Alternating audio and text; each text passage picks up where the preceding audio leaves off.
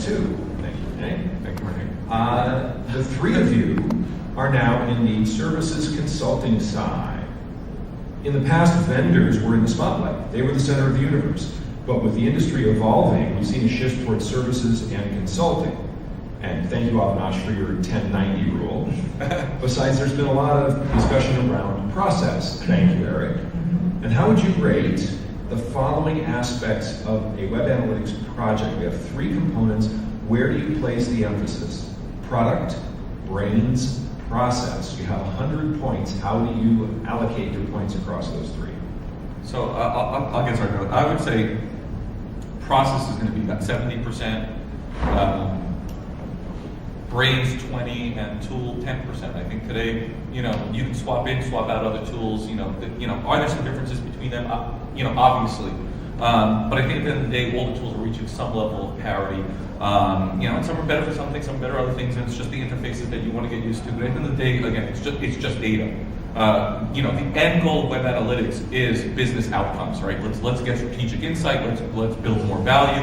Let's increase conversion rates. Let's increase revenue. And so having a process that you can duplicate over and over and over again, because as we all know, people leave, right? They go from one job to the other, just like Eric did, right? And so if you don't.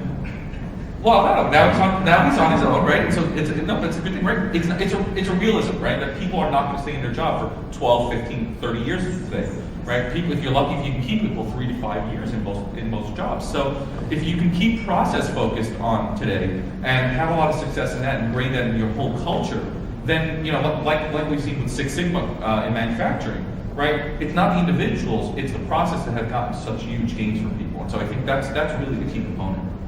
Actually, Eric had written a great paper when he was at Jupiter, and he had a graph showing the life cycle, and they had these chasms, 4 stages, if I remember right, Eric, correct me, but 4 stages and 3 chasms that you had to cross.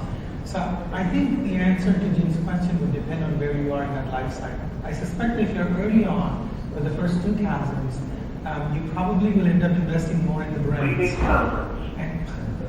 More in the brains.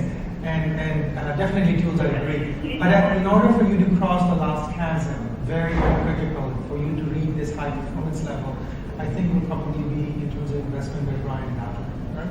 Yeah, no, I absolutely agree that the Jupiter research, there was an investment chasm, right? You have to invest in the tools, and it doesn't mean you have to spend money on the tools. You have to be invested in the tools. You have to staff, but you have to consider the process. I absolutely agree with Brian. I think 10, 20, 70 is really the right mix in a mature business that is really trying to compete online.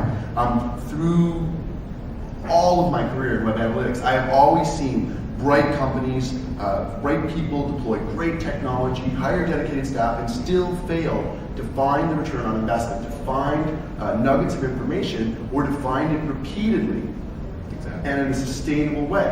The study that I just conducted, the white paper I just published at webanalyticsdemystified.com, found that over half of all respondents to my recent survey, this is 850 odd respondents worldwide, over half of people said that they had thought about taking a new job in web analytics in the last 6 months.